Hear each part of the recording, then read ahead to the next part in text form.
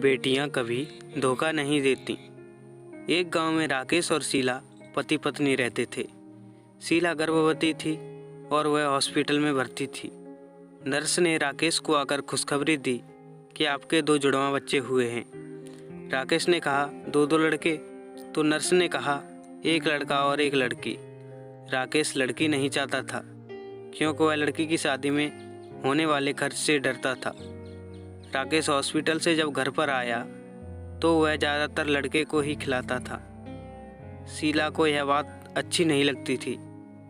एक दिन राकेश अपनी पत्नी से बोला, हम 2 बच्चों का खर्च नहीं उठा सकते, हमारी आर्थिक स्थिति अच्छी नहीं है और लड़की की शादी में खर्च भी बहुत होता है, इसीलिए हम लड़की को अपने मित्र को सौंप देते हैं जिसकी कोई संतान नहीं है।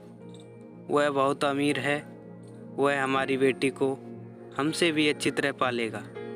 शीला ने लड़की को देने से मना किया, लेकिन राकेश के कहने पर उसने दुखी मन से अपनी बेटी को राकेश को सौंप दिया। राकेश ने अपनी बेटी को अपने मित्र की बीवी को सौंप दिया। बेटी पाकर वह बहुत खुश हुई। इसके बाद समय बीतता गया। राकेश अपने बेटे को अच्छी तरह से पाल रहा था और उसकी हर इच्छा को पूरी करता था। लड़का जब 21 वर्ष का हुआ तो उसने राकेश से बाइक दिलाने की जिद की। राकेश ने अपनी बीवी के गहने बेचकर उसे बाइक दिलाई। कुछ समय बाद उसने अपने लड़के के लिए खेत बेचकर एक दुकान खुलवा दी, जिससे वह कुछ कमाने लग गया। फिर कुछ समय बाद उसकी शादी भी हो गई। शादी के बाद राकेश के लड़के का व्यवहार बदल गया। वह रोज़ रोज़ किसी न किसी बात पर अपने माँ बाप से झगड़ा करने लगा। एक दिन उसने राकेश और शीला को घर से निकाल दिया। बहुत समझाने पर भी वह नहीं माना। राकेश और उसकी पत्नी एक मंदिर में गए। शीला ने कहा कि मंदिर का प्रसाद खा लेते हैं। जब वे दोनों प्रसाद ले रहे थे तो वहाँ पर राकेश के मित्र की पत्नी भी आ गई। उसने राकेश को पहचान लिया।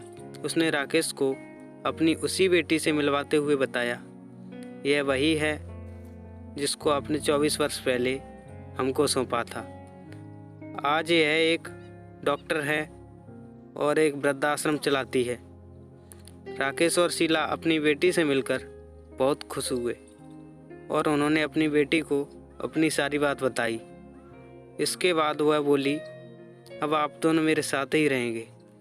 दोस्तों, वास्तव में बेटियां अनमोल होती हैं। लड़के अपने माँ बाप को धोखा दे सकते हैं, लेकिन बेटियां कभी भी अपने माँ बाप को धोखा नहीं देती। इसलिए हमें लड़का और लड़की में भेदभाव नहीं करना चाहिए।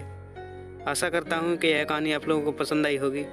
कहानी पसंद आई हो तो लाइक, शेयर और सब्सक्राइब जरूर करें और इस कहानी के बारे में आपकी क्या राय है हमें कमेंट करके ज़रूर बताएं।